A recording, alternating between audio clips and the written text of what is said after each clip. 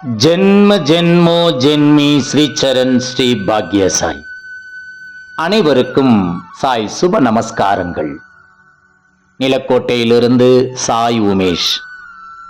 ஸ்ரீ சாயி சகஸ்ர நாமாவளி. ஸ்லோகம் 229. ஓம் கர்ம கிருதே நமக. செயல்கள் புரிந்து கொண்டே இருப்பவருக்கு நமஸ்காரம்.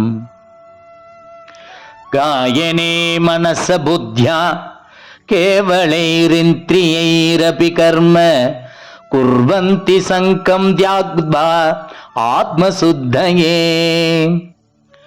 உள்ள தூய்மைக்காக யோகிகள் தங்கள் உடல், உள்ளம், அறிவு அல்லது அவர்கள் இந்திரியங்களை கொண்டு எந்தவிதமான பலன்களையும் எதிர்பார்க்காமல் செயலாற்றுகிறார்கள். கீதையில் 5 முதல் 11 வரை இந்த ஸ்லோகம் உள்ளது.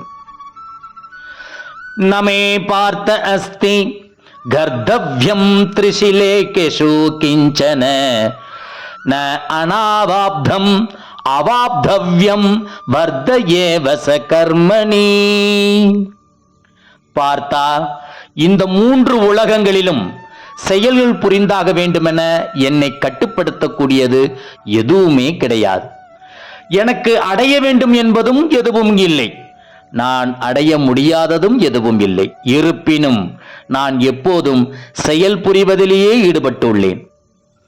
கீதையில் 3 முதல் 21வது அத்தியாயத்தில் ஸ்ரீகிருஷ்ணன் கூறியதே இது.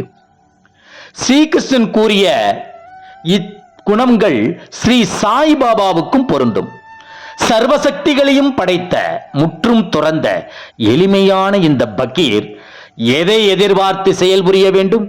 இருந்தாலும் பாபா செயல்படுகிறார். ஜெய் குரு சாய். நற்பவி சாய்ராமா. ஜெய் குரு தேவ தத்தா.